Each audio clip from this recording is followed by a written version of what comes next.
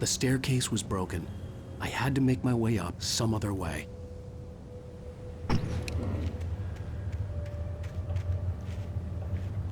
I couldn't stay here. There had to be a way to get up there.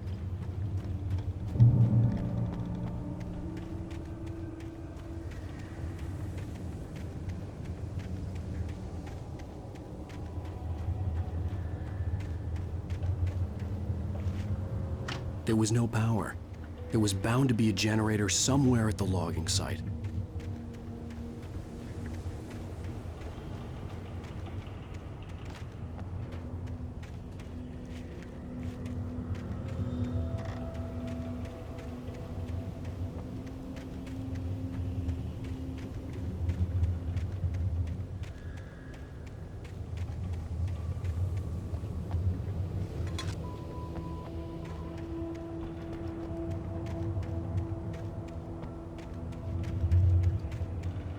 With all this forestry equipment around, there had to be something I could use to reach the top.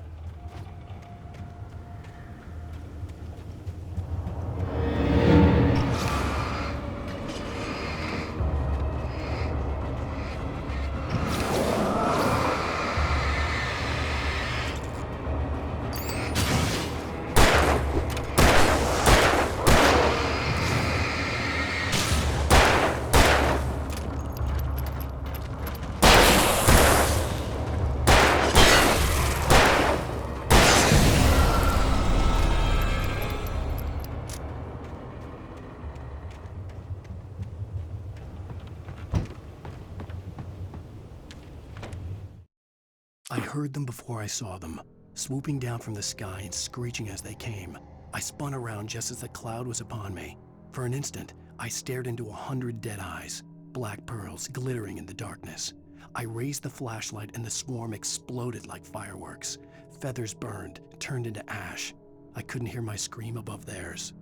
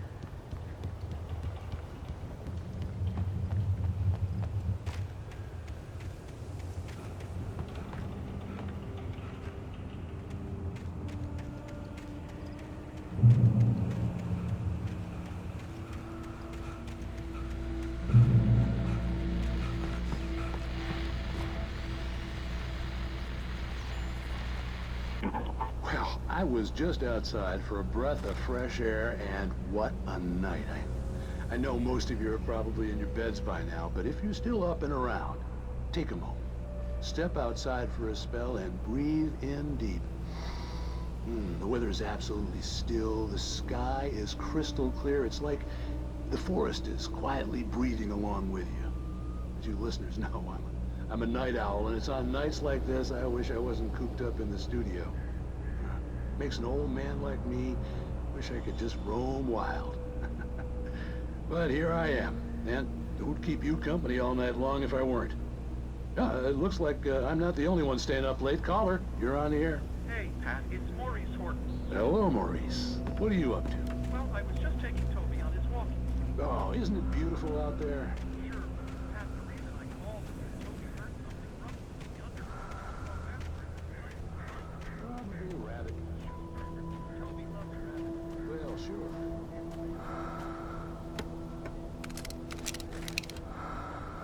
And Toby's a friendly dog?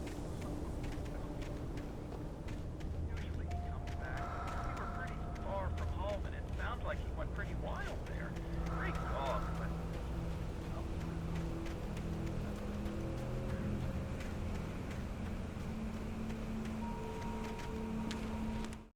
At first, I kept finding the pages as if by accident. The book I couldn't remember was either a terrible and true prophecy or an act of creation that had rewritten the world. I began to hunt the pages feverishly, for they held the answer to the mystery. With it, I could save myself. With it, I could save Alice.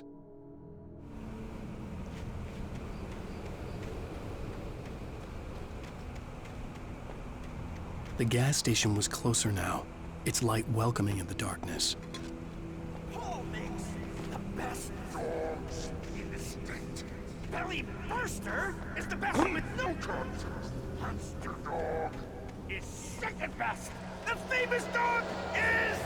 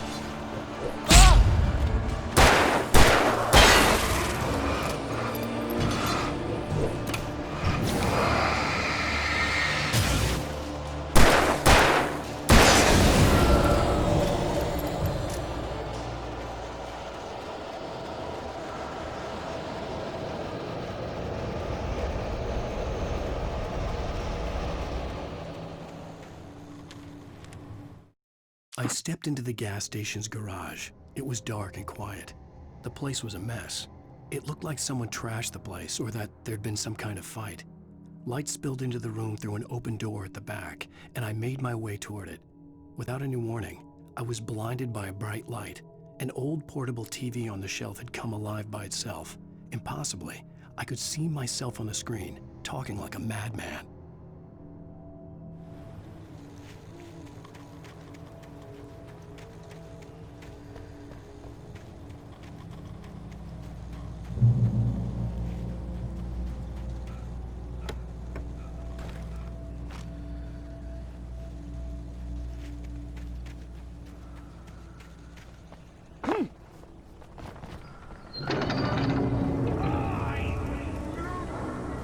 Salad, no.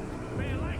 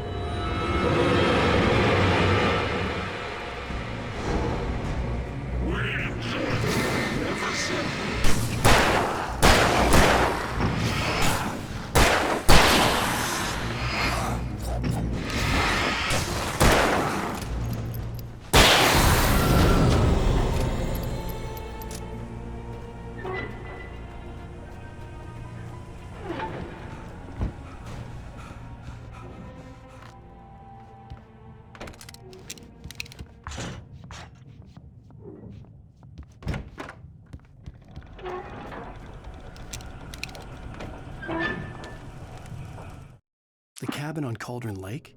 She asked. The sheriff looked at me suspiciously. The early morning light flooded through the office windows. I would probably never have gotten out of the woods alive without her help, but I couldn't tell her the truth of what I'd faced the previous night. She'd think I was lying or crazy. She'd lock me up, and she wouldn't help me find Alice.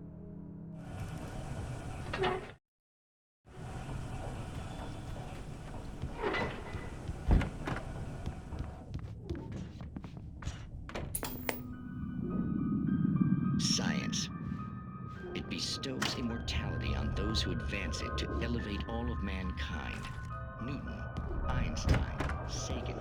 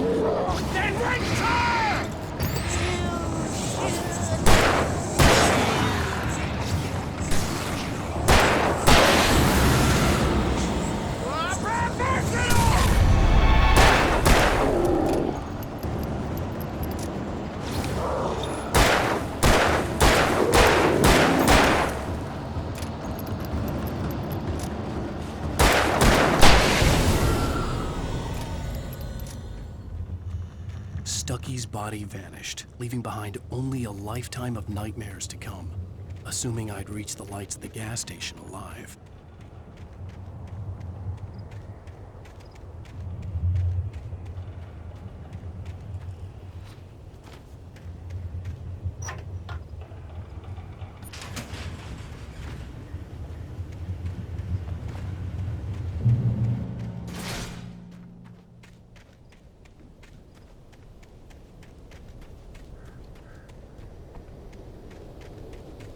I recognized the parade float I had seen in Bright Falls when I first arrived with Alice.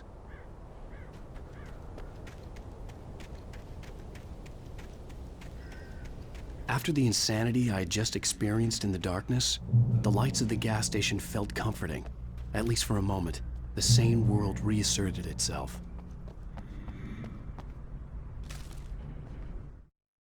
Stucky spat on the garage floor and tried to shake the cobwebs from his head.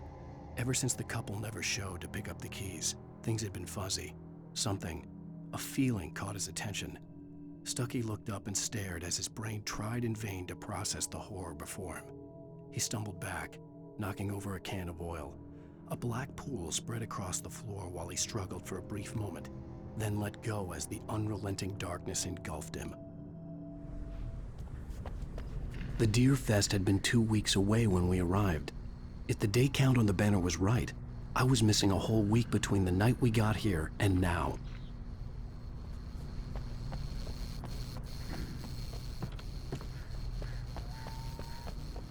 The garage was a mess. It looked like someone had trashed the place, or that there'd been some kind of fight.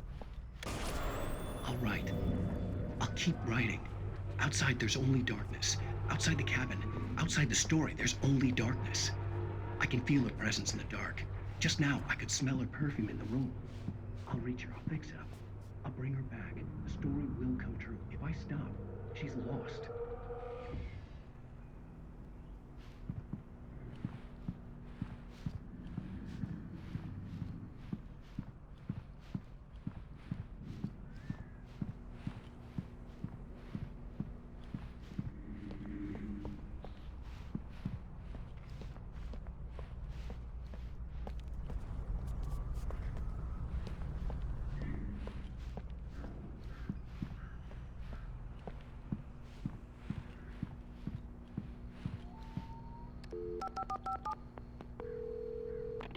Great Falls Sheriff Station.